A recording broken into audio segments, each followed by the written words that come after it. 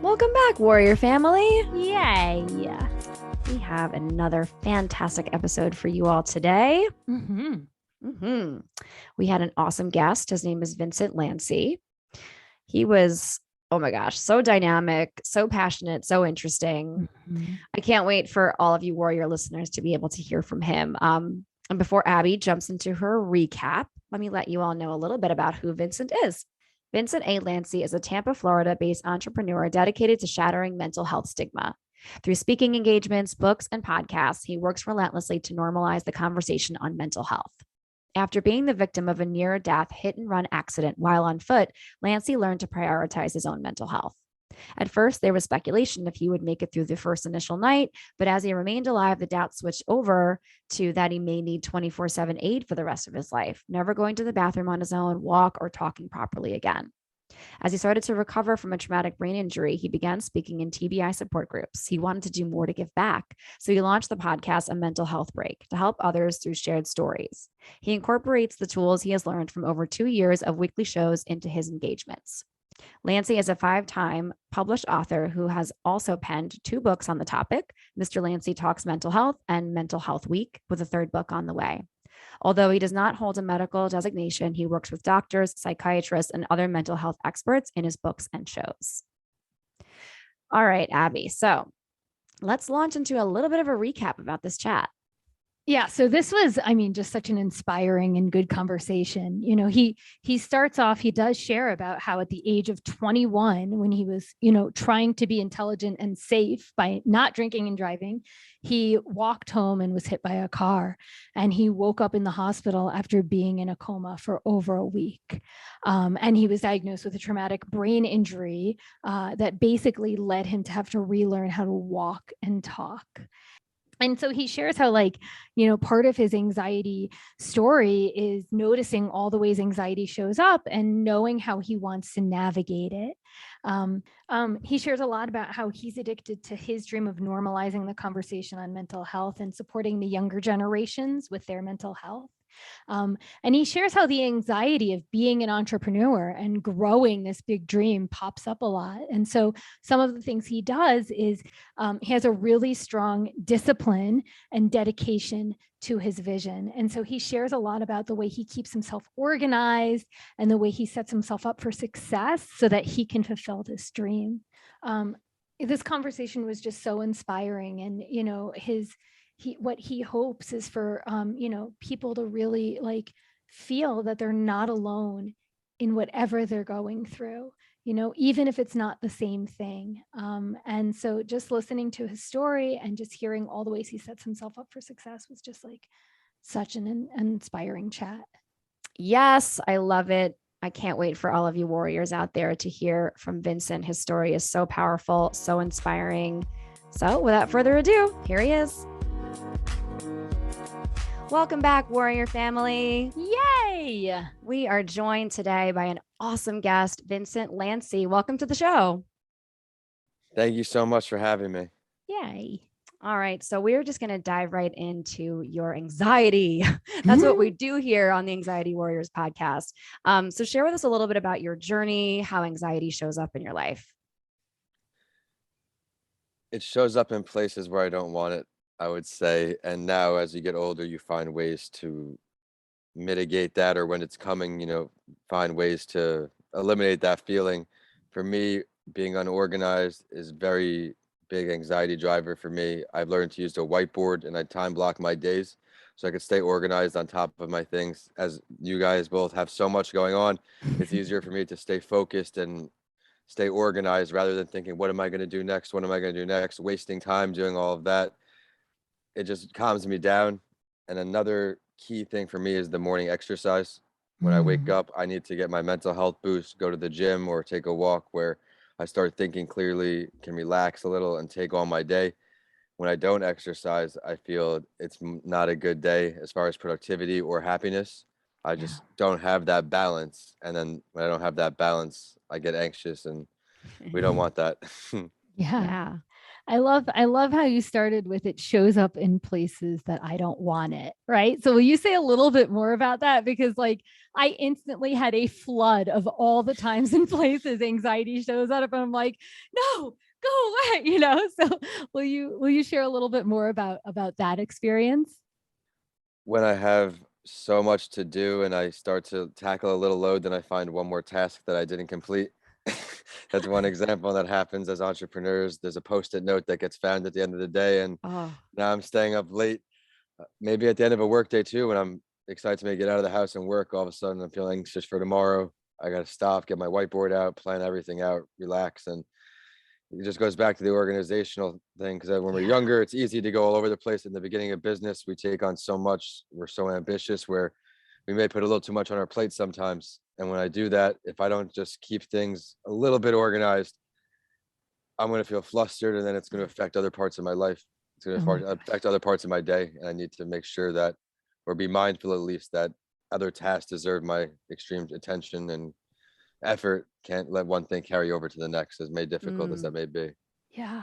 Yeah. I love how you're tying this into entrepreneurship because I feel like we haven't actually really spoken about anxiety and like small businessing or anxiety and entrepreneurship. And so I'm sure we'll talk more about that. Did you have anxiety in other areas of your life too? Or is it something more like new when you started becoming an entrepreneur? Well, it definitely has heightened since then. To start my story bit, when I was 21 years old, I was the victim of a hit and run accident while on foot. I didn't want to get in the car with someone drinking or drink and drive myself, so I decided to walk home, and I ended up actually getting hit by a car on that walk home. Mm. I woke up a week later out of a coma. About a week, I had to relearn how to walk, talk, my name, spell, you name it. I had to restart everything. So from there, the anxiety just came to new levels as there was just so much uncertainty, which I think is another driver of anxiety. Yeah. When I was younger, I was anxious at times for sure. I can think back, but it wasn't to the point where I would describe it as affecting me. We would have Mhm. our ups and downs, of course, but that's normal and that's human. And even as we get older, I think it's important to remember that the good comes with the bad. It can't all be peachy and it can't be great every day because that's just not the way it works. So try to Mm. prepare for those more negative times, but we know how to stay afloat a little better than last time. Take a learning lesson from the last time something happened where my anxiety drove me a little past the point I would have liked, to now find more ways to just mitigate it. And I know it's going to happen sometimes. I'm going to be anxious at times, and that just something I'm trying to accept more as I get older, not let it affect me, but me just recognize it and push it out of the way. Mm, I love that.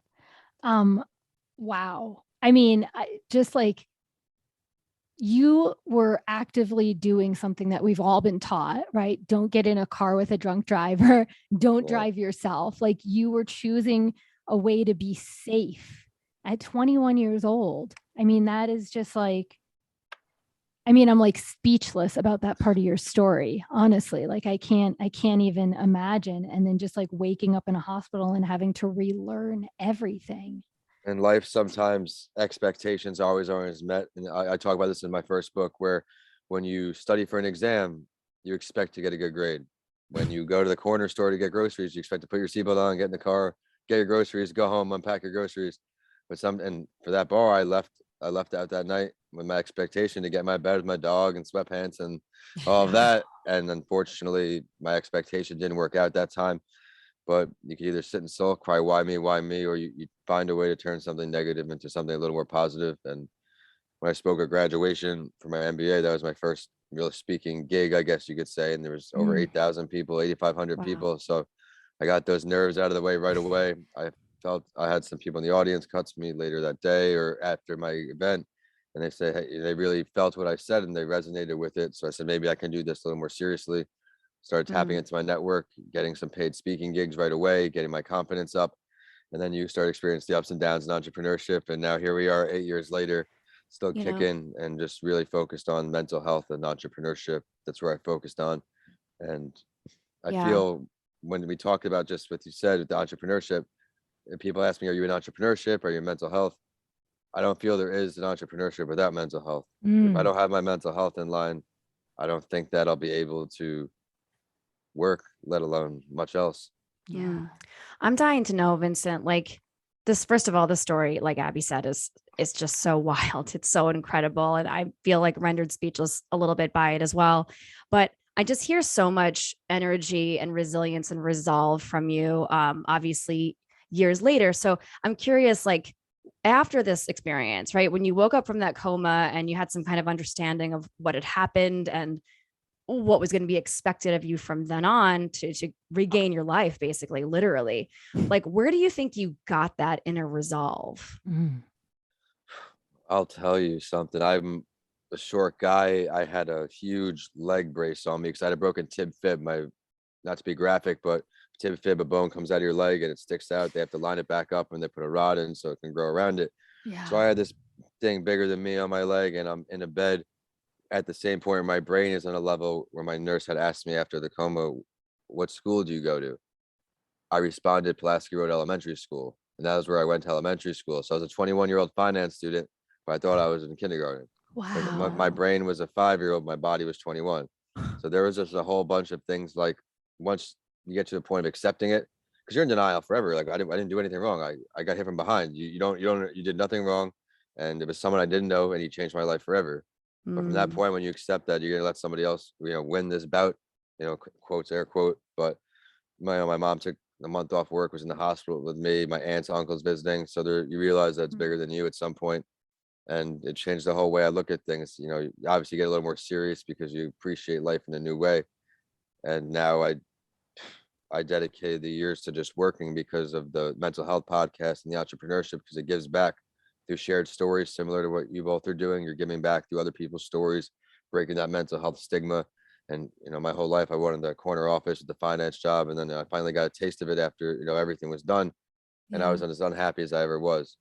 So Wow. now it's challenging to take jobs with an MBA, humble myself to start as a service assistant in a restaurant, or teach English online, you name it, just piecing it together to make the dream come true. Because I know at the end of the day, I will generate revenue just as much, probably way more than I would have in the 9 to 5, and I would have been limited. Right now, I'm slowly making some progress, breaking mental health stigma with the kids in the schools. As COVID passes, I hope we can get in there a lot more and make a bigger difference. Yeah, Mm, totally. There's just like when you're sharing the story, like in my mind, there's so many different types of anxiety, right? Like there's the like processing what happened and then figuring out like, okay, who do I want to be based on the situation? Like you were motivated from the situation to help others and highlight mental health, Yep. right? Because I don't know if everyone would do that. Like, there's a lot to process there. That's a really just crazy situation to be in. But also then, you're talking about like you have an MBA, right? And then you're like taking restaurant jobs. And I don't have an MBA, but I have a BA. I can totally relate to that, where it's like, wait a second, I put all this money into college and now I'm like being a server. And even though I enjoyed serving, right, it was like this thing where I had to come to grips or understanding with like, no, I'm okay with making these choices because I have a bigger vision, And so I just heard so many different ways anxiety can pop up in this story I too. tend to unintentionally minimize the severity of my situation. I try to be humble about it as much as I can. And I've always, people I brushed off, I was hit by a car, I almost died, and people are like, slow down, what? Yeah. yeah. But yeah, it's certainly set me on a whirlwind. And once you get a little traction in anything, you keep going. And I've been kept going. But it's not even about the money with the college degree. My takeaways are more than just the direct job field. It's the network. It's the ability to learn who I was. And those 2 years after my brain injury in Mm, MBA school, I learned that maybe I'm not meant for that particular role the rest of my life, being in the desk. And that's fine for some people. What works for some work doesn't work for others. What some people love, others hate. And that's yeah. cool. I found I'm more personable outside the office, and I love influencing kids because of my situation where I knew nothing about mental health before my accident. It was not in schools at all. Mm, Yeah. Traumatic brain injury is something I suffered, and that's a severe head injury for who's listening on and hasn't heard of it, TBI. Yeah. I never met anyone while I was in the hospital that had it, and how much further that would have taken me just to know what to expect. Doctors say you may get this, but you don't know, and they don't know because they didn't have it. They can't resonate on that firsthand level. So giving back through my story, especially as a man, now there are more men speaking out for sure, but you know, be a voice for others, and then they choose to become a voice, and it takes a village. We know the quote for mental health, and Mhm. we're just three people in it, but we're doing more than three persons worth of work, I think. Yes. We're Well, doing we can enough. all do our part for sure. That's right. Do our Yeah. best.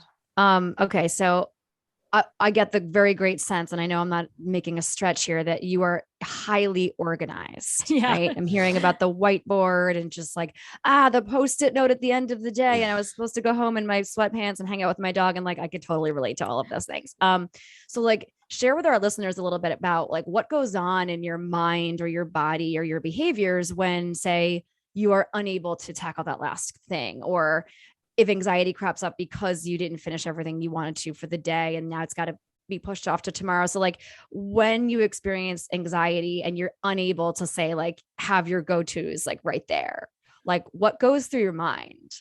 I think it's through trial and error and quote unquote failing so many times. I found that, okay, you have to accept the point you're at in the day. I'm accepting that this is all I'm going to get done today. But then this leads into my morning routine. I know we spoke in the past about this, where if I don't get some things done before I go to bed, I write down the three most important things I need to do on a piece of paper, put the first thing on my desk. When I wake up, there's no phone, there's no email, there's nothing. I'm attacking those three tasks. And then once you get those done, you'd be surprised how super quick you are when there's not one distraction. You just mentally tell yourself there's no emails, there's no text. Well, wait, no social media. You get those done, then I take that deep breath, usually just, and that's okay. But it leads into the whiteboard because throughout the day, I have the L-shaped desk. I'm all over the place, but then at the end of the day, or before I leave the house, I make sure I pack up, clean up, and get it all tidy, because when I get back, it's gonna be like a toddler is playing with toys in there again soon. I'm so impressed by that focus. Yeah. Abby and I could use some. I We need love to that. attend the Vincent School of Focus. Yeah. I mean, it wasn't always like that. I mean, after college, you think that like the party like yours, that's the social life. That's just something that's forever, and for most it is. But for me, I don't. Not that I'm not sober. You know, I just don't choose to drink. I would hangover 3 days for me is not an option. I have too much going on always between my own gigs and my side gigs, and now with COVID, knock on wood, moving past us, I'm trying to have the ability to network as much as I can to get in these schools and really get this career going. It's very hard to explain to people who haven't founded a company the struggles of how long things take in the beginning of your journey. Yes. I mean, I've written 4 books, and I've had Dalai Lama speakers in these books, and I'm connected with other traumatic brain injury patients in these books. You name it, I've tried to get as full circle mental health as you can. But as a solopreneur, there's budgets, and your reach is only so far as your network. So doing guest podcasts is huge. My own podcast, I work as hard as I can to make sure that keeps going, just because I believe it only takes one in life. It could take one person to change your life. One person hears it, one person meets you, one referral from you. Uh, I love the ideas of the podcast because we're able to touch people not only across the globe, but people you've never met, and you never would have met them if it wasn't for this platform. I just got a full body chill. Like, oh my gosh. I love that you said before, it's like this one person that you'd never met had changed your life, right? Because you never thought about mental health until after this accident. And now here you are, right? However many books and doing your thing in the world later, doing your best to make a difference in your life so you can make a difference in other people's lives. And you just said again, it takes one person to change your life. It's just like that sort of full circle mentality is just so powerful. Even when you speak, there could be 1,000 people in the room, but unfortunately, then some people aren't paying attention, some on their phone, whatever. But you have that one person that comes shake your hand at the end and says, "Thank you so much for what you said."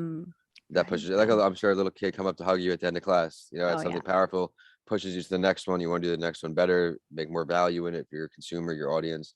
And I think that's finally where I'm at with the next book. It's going to be really, really exciting. The final age group for mental health.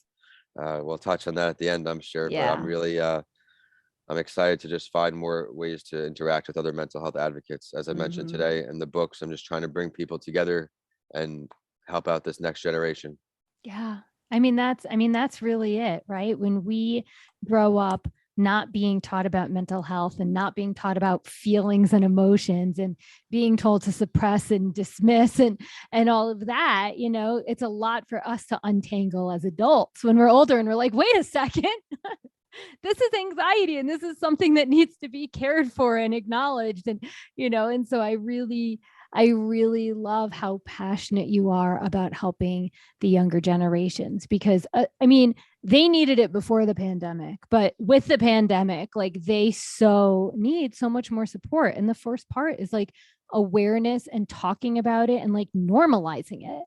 Right? Like we all have our struggles and it's okay to talk about and okay to share with others. Well, the reason your show is so valuable too is because, yeah, there's the internet now. There's so much information, but there's so much wrong information, incorrect information, and misleading information. So both of you producing the show as often as you do, it goes so far because you're giving people the right information and they know how to, I guess, react to that information properly if they're not getting fed BS or lies or what have you. Yeah. I mean, we're not saying, hey, we're going to fix your anxiety. Like Of we course never not. say, or hey, we're going to give you a quick fix for your mental health, right? Like we don't want that at all. We don't really believe in that. I'll speak for me and Margot here. Nope. Absolutely. Yeah. And it's just like normalizing it and understanding it so then people can figure out what's right for them next. Yeah. Very well said. Love You that. know, I want to keep on this thread. You mentioned before about your morning routine and how impactful that's been for your anxiety journey and just, your journey with mental health. So share with our listeners a little bit about this morning routine and also some of your other go-to strategies for coping with your anxiety. I'd love to. And it's certainly evolved through entrepreneurship. You go through these phases and these waves. But for me right now, whenever I wake up, which is typically around 2:33, I run the 12-hour workday 3 to 3. That's my most productive hours in the morning. I leverage that. But when I wake up, I set a 15-minute alarm so there's no screen time for 15 minutes. I find that really helps my eyes as they're getting shot from the staring at the screen all day, and it helps lengthen my day, I find. But in that 15 minutes, I'll do little tasks of making my bed, finish tidying up my computer area, some dishes, what have you. Just goals to get the momentum rolling in the right direction. Some accomplishment tasks, check it off the list, check it off the to-do list, just get that ball rolling in the right direction. Once I start working, I already know what I'm going to start for the day because I planned it out the night before. I do a 50-minute alarm, take my eyes off the computer, and then maybe one more 50-minute alarm, then the gym or just the gym, depending on the workload. And then I go home from the gym feeling great, get my breakfast in, get my shower in, and then it's back right again. And with the time block, I got my whiteboard and I just don't even stress. It's just hit it right to it. I've worked very hard to not pick up my phone unless I'm posting, which is very minimal, unfortunately, right now due to everything else in life. But just really doing my best to keep the distractions away. I eventually stopped going out at night where after looking at not caring about the Instagram pictures and the stories and all these things you see, because I'm so addicted to my dream. I'm so addicted to making these goals come to fruition. Some goals take a year, some take 2 years, some take 10 years. And they always say in entrepreneurship, it might take you 10 years to really generate the revenue you want, not just make a difference and do good things. It's just waking up exciting every day. And I can't imagine having gone another way where I was just getting a set number of money on Friday and cashing out and having the weekend to go turn off. For me, it doesn't turn off. My mental health day is different every week. Some weeks it's a Tuesday. Some weeks during football season to watch my Jets lose, it's a Sunday. New Yorker here too, so both of us. Every week it's going to be different. That day where through trial and error, I learned I can't go 7 days in a row. That one day off, or at least the majority of the day off, I don't even open the computer, keep a notepad nearby. I'll write down what I'm thinking. And then when I get back to it to organize, we're all good. But just taking that rest, I always come back so much more rejuvenated than I thought I would have, even though while you have a million things to do, stepping back, reevaluate, focus, it really goes a long way for me, at least. Yeah. Wow. I mean, first of all, I'm just like blown away listening to like your routine and like your dedication and your discipline. Like you have very strong discipline skills. Like, like not touching your phone for the first 15 minutes is pretty, at least for me, really challenging, right? When you first wake up in the morning and like not just getting stuck scrolling through Instagram. And, like I really like the discipline that you have to follow through on your dream it's just powerful and inspiring. Thank you very much. I want to make sure I heard this correctly. You wake up between 2:30 and 3 a.m. every day? I knew that's what you were going to ask. Yeah. I mean, it used to be worse. So there was a point my grandmother's dementia was increasing steadily, and I was down in Florida. I was doing real estate, my books, all of that. So I didn't have a direct obligation to a company. So I was back and forth for about 8 months, a couple weeks there, a week here, vice versa. And I couldn't have the corporate job or whatever. So I started teaching English online, and 12 hours ahead in Beijing is their time. So 4 a.m. is their 4 p.m., vice versa.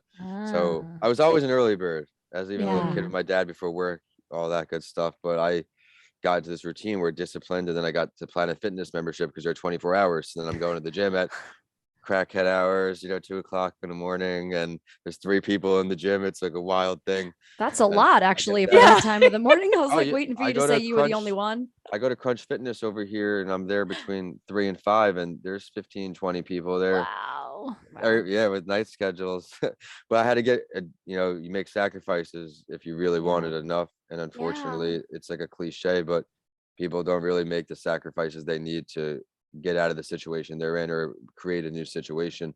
I know mine's going to be slower. I know most people aren't going to see it because they don't think outside the box or they do things a certain way. I have a very big vision. I'm very broad, and I have my plan is there's so many steps in for this entrepreneur for my brand before hopefully one day I have a company to sell to someone else just as inspiring that wants to make a difference. But right Yeah. now there's just so much to do, and other than being patient, I have to just stay on top of myself, hold myself accountable. Uh You know, Totally. yeah. sorry, Ab, were you going to ask a question? No, No, I okay. just so love this. I know it's crazy. So I want to make just I recently went to a workshop about time management because this is a big struggle for me and Abby. I know I could speak for both of us. We both share Yes. this. And so we're small business owners, we're independent contractors, we're doing our thing in the world. And so like for me, this was something I really want to try to do better at. I wanted to learn more about it. And so I really value everything you're saying about the just the impact that a very strong, and it sounds kind of rigid, but if it works for you, then great routine that you have. And this person that was leading this seminar was like, you should have 15-minute time blocks for your entire day. Yep. And it's like, if that Mm. one thing you're doing is literally one thing in that 15 minutes, and if that one thing is eating breakfast, then that's great. Write it down. I'm like, I have to write down that I'm having breakfast at 7 a.m. She's like, yeah, write it down and then commit to it. And if you have to change it, then you write down that it had to change and where is it going, right? It's like I if I love that. decided I wanted to do walk my dog first and then have breakfast because I had loose energy or whatever.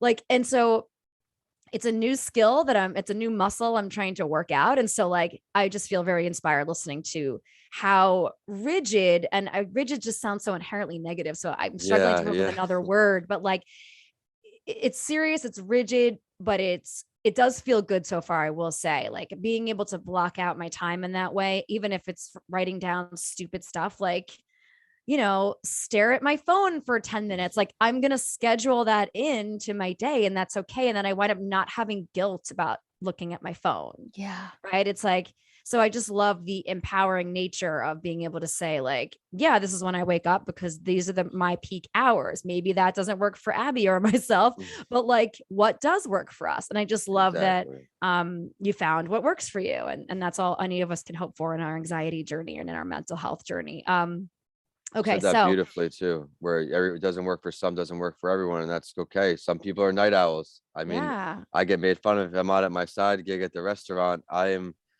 in bed at 8:30 the latest. I'm in bed. I'm getting my 8 hours in. Get up at 3 or 2, Mhm. whatever it is, and it's I'm good to awesome. go.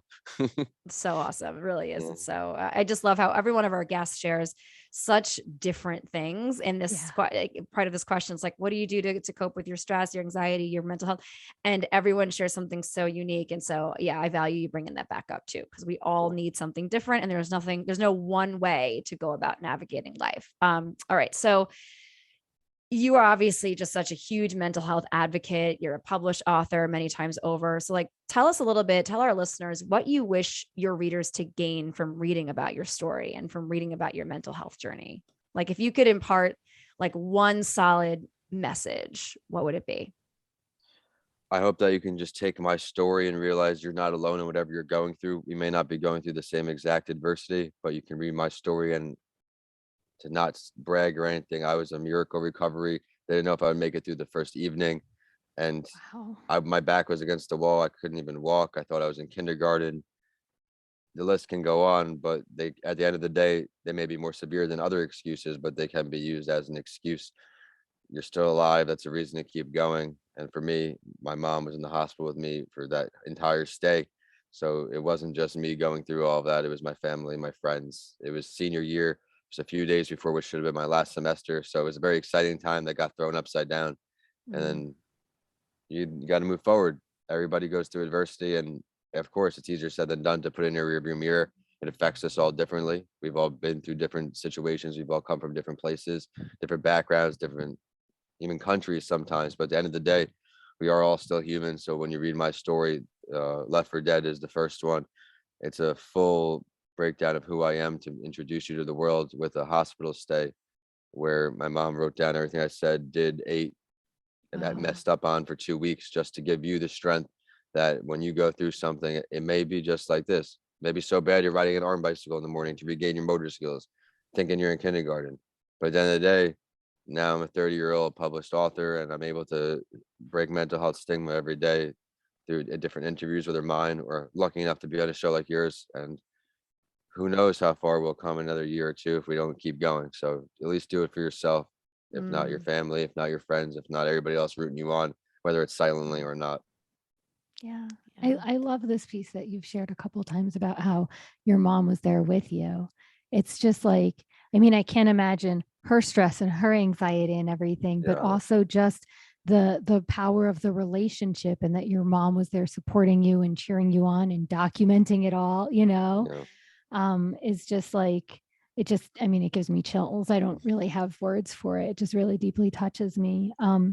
But I also I really love what you said, is like, what you want your readers to get is that they're not alone, even if it's not the same situation, right? And that is like so much of mental health, is like, in our different experiences, we can feel so alone in them, but we all share this, there's something we all share in this common humanity and in navigating our mental health. And I just think it's so beautiful, and it's such a powerful reminder, like over and over and over again, we're not alone in this.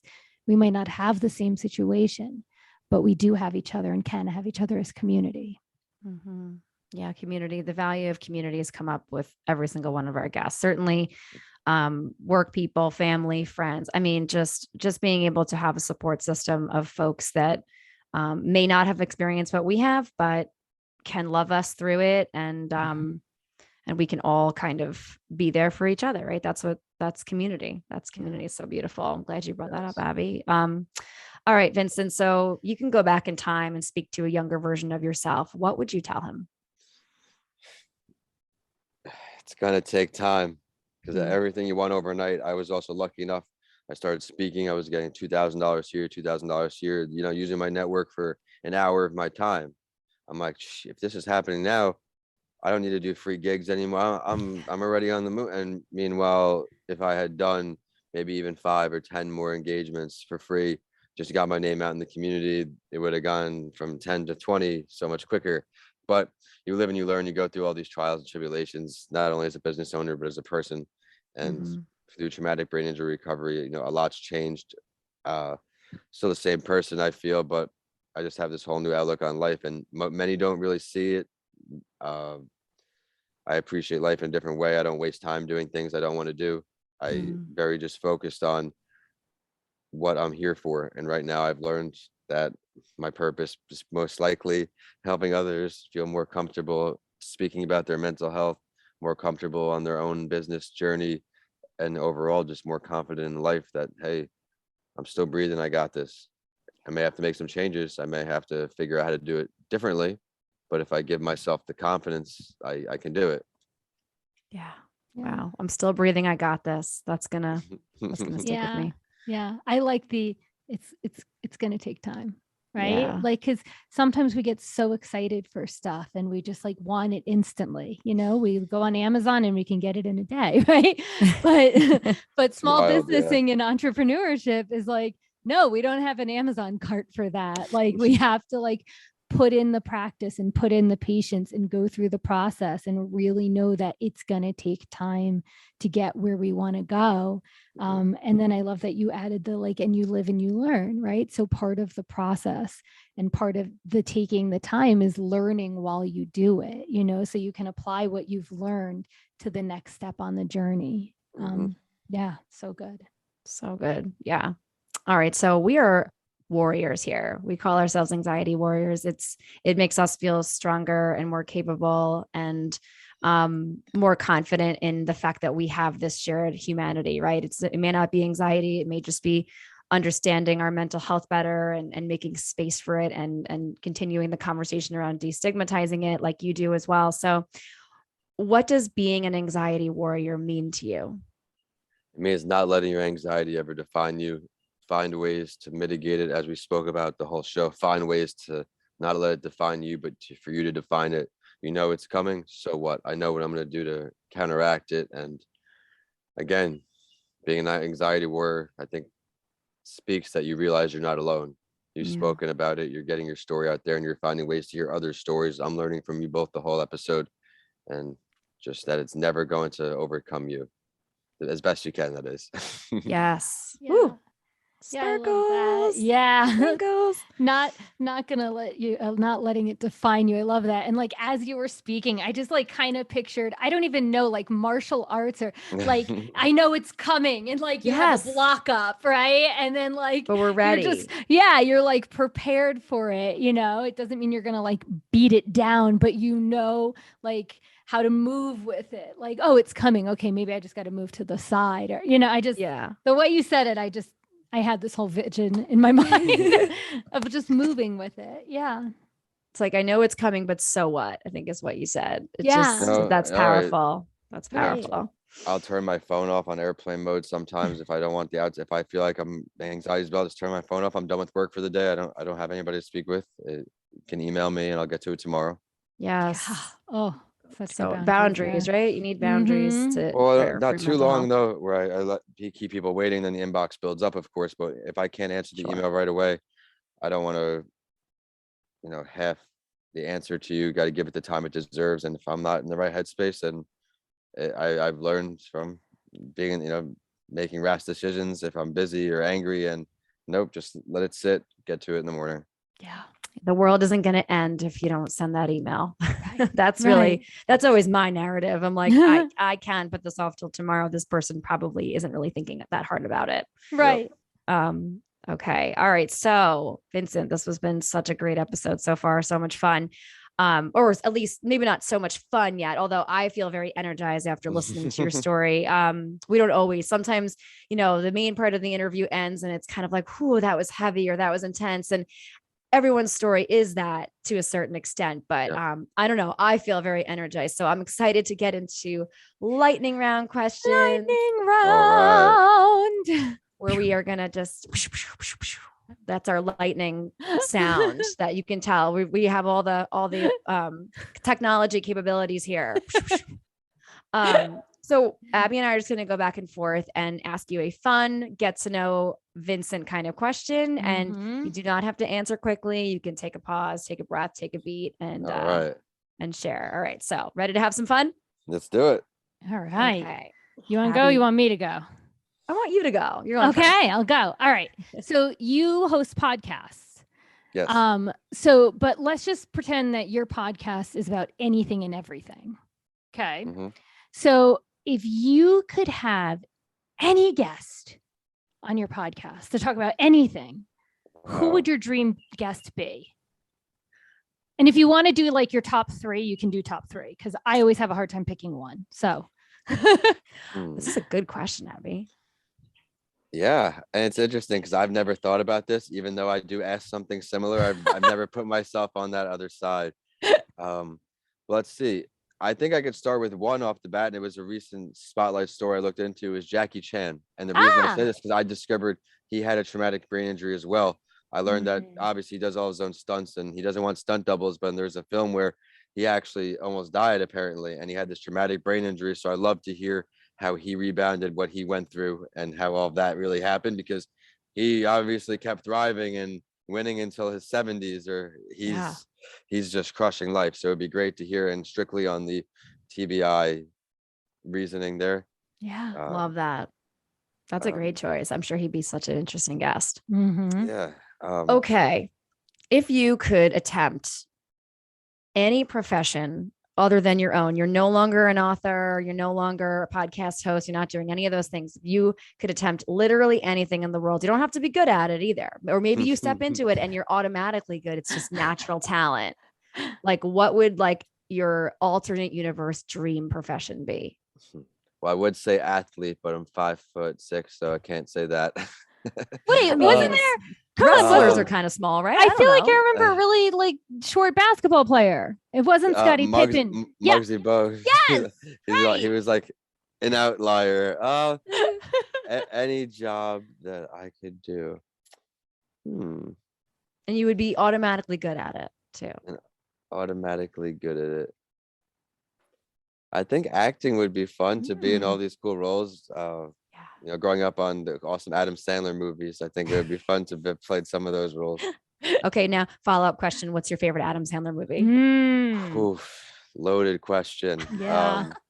Is it though? Off the bat, I mean, I recently watched Happy Gilmore, so that's on my mind, but I still think Billy Madison is like number one. Oh man. Yeah. He's you know, he's got a lot of range, I will say. I wasn't a huge fan of I loved him on SNL, but I didn't love a lot of his early movies. But in more recent years, he's impressive. I'm kind He of owns the impressed by him. Happy Madison Company, I think, which is all the crew that does all those movies Yeah. together. They're all, you know, they're all those awesome guys that are hysterical. So good. man. Okay. Yeah. All right, Yeah. Abby. Okay. All right. So good. And also, just so you know, I'm like 5'1", so I feel you on the, you know, where does my height limit me? All right. So, yeah, let's see. What is your favorite music to work out to? You talked about going to the gyms very early in the morning. Do you bring your own music? Do you just listen to what Planet Fitness has? And what is your favorite music to work out to? I listen to a hip hop shuffle, a rap playlist, different artists that I'm interested in. There's no more Planet Fitness flow anymore, unfortunately, because I'm not near one and I don't have that extreme schedule anymore. Crunch over here, I don't know if they have it up in New York. Crunch is a cheaper gym, but it's really nice. It's brand new and they're open 24 hours on the beginning of the week, but on the weekends they keep me modest and I have to go at 7 o'clock. Oh, those terrible people over at Crunch, just so lazy. 7 a.m. workouts. Half your day's already gone at that point. Right, your day is half over. It's I'm almost ready for lunch. It's like my mom's schedule. My mom's up at the crack of dawn. She's eating lunch at like 8. That's somewhat of an exaggeration. Okay. So what is the weirdest thing that you've ever seen or done on Zoom? Oh my God. Oh, all right. So I actually have a pretty good one. I've never really spoken about this. I was teaching the online English classes and this student had his headphones in, like you can't put the big headphones on, and he was facing one way and the dad or the man of the house, whatever, brother, was behind him facing, the kid couldn't see. He was facing one way, the dad was facing the other way, and he was hitting a bong and blowing it out a window. right out the window. And I was dumbfounded. I literally couldn't believe what I was watching. Wow. And it was a 30-minute lesson online, and then it would happen again. Like 10 minutes later, this guy just had a little window and he was standing up with this little bong, and I was like, oh my God. Just never got addressed. I'm like, do I like say something? Right. It's not my kid, but I don't think that. Wow. Yeah. I'm like, what crazy Zoom things have I had? But I can't really think of anything. That was a good question. I had one guy like tell me, like, just so you know, I'm not in my boxers. Just I know people do that on Zoom. Like I'm wearing. I'm like, okay, you just made it weirder, guy. You just made it very awkward through the screen. Right. Yeah. I didn't need you to reassure me. I would just assume you're wearing some kind of pants. I don't know. Right. I just assumed that. I love that. We all just are assuming we're all wearing pants right now. Nobody stand up. Yeah.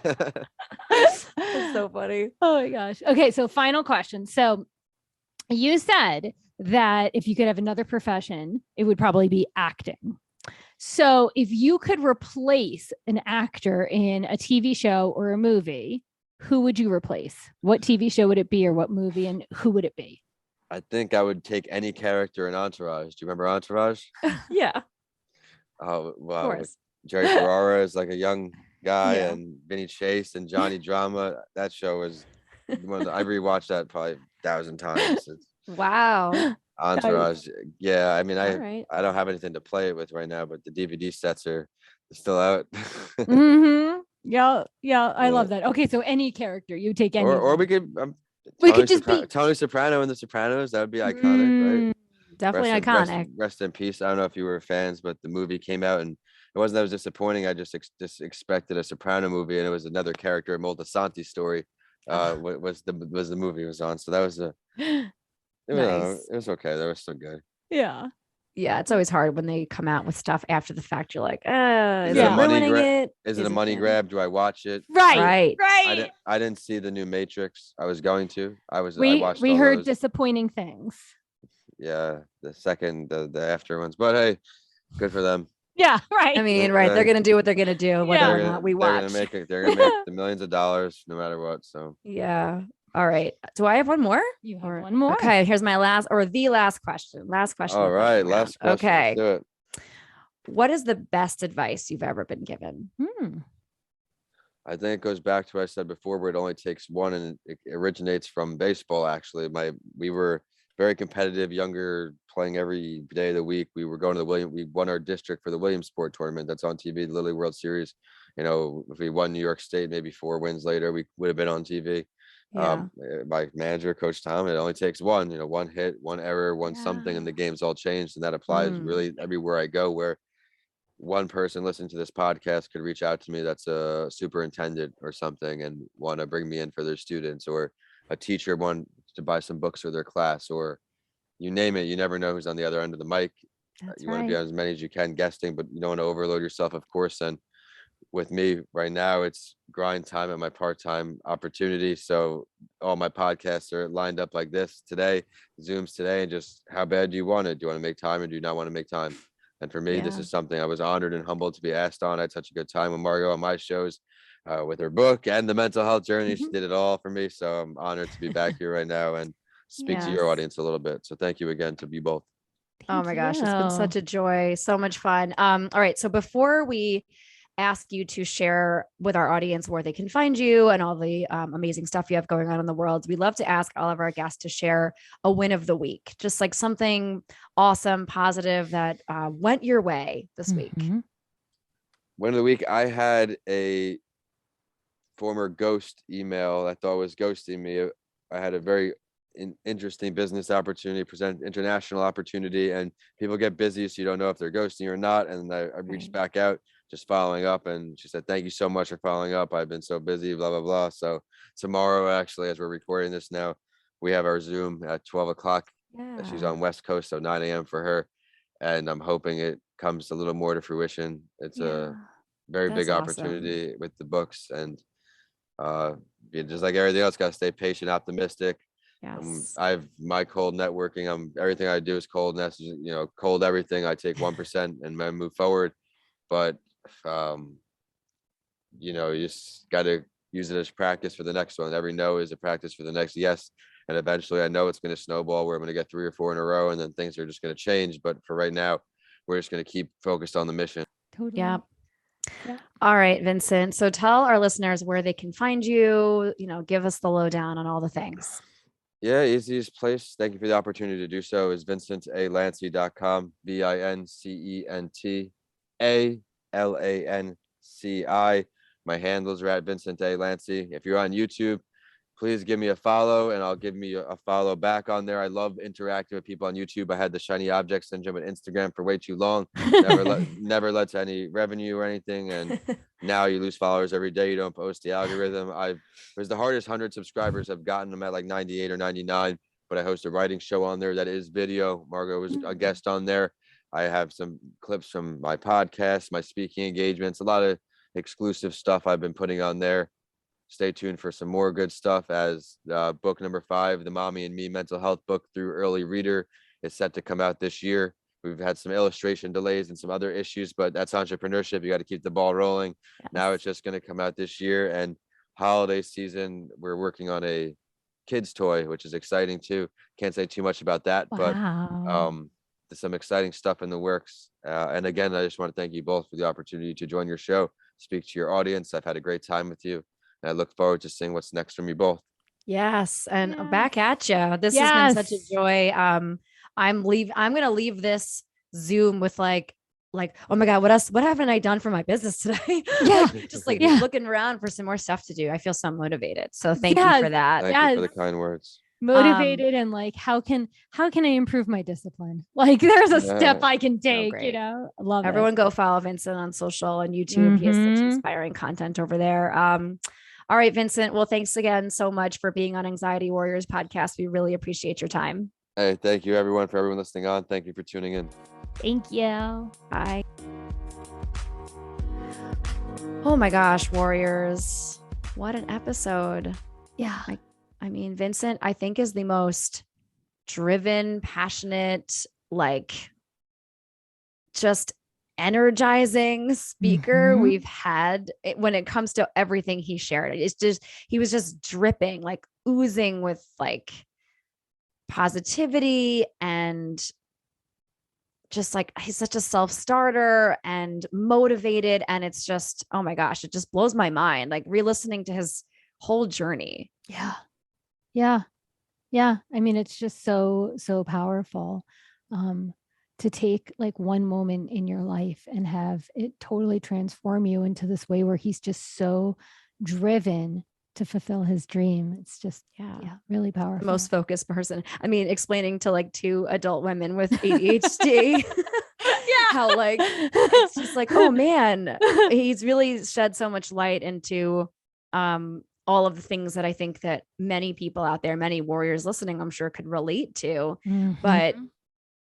I mean, one of my big takeaways from this conversation is just how you can take even the worst, most scary, horrific experience of your life and keep moving forward after that. Yeah. And just have the mentality of, well, that's in the past. And all I can do is do my best every day and keep showing up and being my best, the best version of me. So I can hopefully help others to be the best versions of themselves. Yeah. Yeah. Right. It's so powerful. Like not dwelling in the past, but taking that moment and launching off into the future. Kind of with that, one of the takeaways for me also was like, it doesn't matter how much we try to be safe. And, it doesn't mean like go do the riskiest stuff possible. Right. But it doesn't matter. Like he took all the steps that we were told to do to keep ourselves safe, and it still didn't keep him safe. And so that whole like, just like, life's going to throw stuff at you, you have these expectations and they don't work out that way. And then it like ties into your takeaway of, okay, when that thing happens, you have a choice, and he has some really like powerful mental strength to choose Honestly. to focus moving forward. Yeah. Right. And the level of focus and discipline, it's just, to me, it was a really helpful reminder that, as you kind of just reframed beautifully, it's like we all have decisions to make every day. Mhm. And I might have a beautiful, pretty in a bow laid out plan for my day, for my business, for, what I want to accomplish in life, or even on a smaller scale, like what do I want to make for breakfast? And I could Mhm. just like wallow in the uncertainty and the worry and the, well, what if I ate that? Or what if I don't do this? And can that person wait for me to email them till tomorrow? Like all the things, all the thoughts.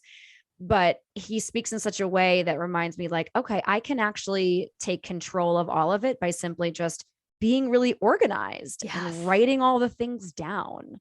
Right. Like he talked about that whiteboard several times. And I was just kind of like, I loved that just as a tool to kind of just help my anxious mind potentially with like what's going on with my day. Cause I write a lot, obviously, as a journaler and a writer myself. And so like, to me, it's always pen and paper, but maybe the whiteboard where you can kind of make those changes without having to cross things out. Sounds like it might be helping me with my own stuff. Yeah. If you do it, you have to let us know how it goes. I will. I'll be like, Yeah. Vincent, this didn't work out for me so well, but I'm so glad it worked for you. Yeah. Yeah. I mean, that's, that was actually one of my takeaways too, is the two-parter. The one is just like, the discipline and the dedication, right? Like that so stuck out to me. And part of the discipline is being extremely organized and then following through on it, right? And one of the things I really appreciated was that he says he does it the night before. So he plans his day the night before. So I feel like, okay, that is something that I could work on rather than doing it in the moment during today. Right. Like, so I really like that. But also kind of what you're saying is like, you'll try it out maybe and see how it goes. And I really like how both in in our conversation with him and even now, it's like, there's no one size fits all. Right. It's just, we try it out. We give it time, right? We move past the newness phase of it and see, okay, does this really support us for what we're trying to accomplish? Right. I think the part of, I'm having another takeaway in the takeaways is that, he has a very clear dream. And he said, I'm addicted to my dream. Yeah. And so he's much, he always has this way of being able to switch his attention. If something is distracting him and he realizes this doesn't interest me, this is not part of my dream, he can shift his attention back to his dream. And so I guess another takeaway in this moment is just like that compelling vision, that compelling dream that just holds his attention so much that he wants to focus on getting closer to that rather than all of the noise that we can be distracted by in our days.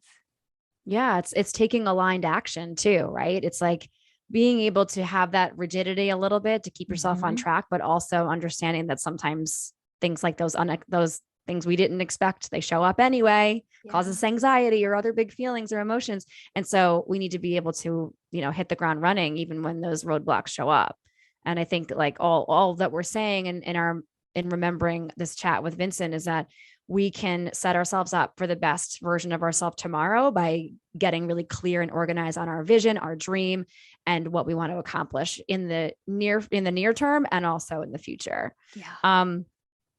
Another big takeaway for me was he said it so many times, is just like, it takes one person to change your life. Yeah. Right. Yeah. Just that concept. And even in our lightning round with what's the best advice you've ever been given, it's like, it only takes one. Yes. You just don't know who's out there listening right now to these takeaways thinking, I need one of Vincent's books, or I want to learn more about how he strategizes, like whatever, or I want to know more about traumatic brain injury. Like, who knows? I mean, it only takes one person doing anything to change another person's life. And so that also feels kind of weighty to me, right? It's like, wow, that's a lot of responsibility. That means makes me almost think like every little thing I say and do can be having an impact. And that's true. And so I need to hold that.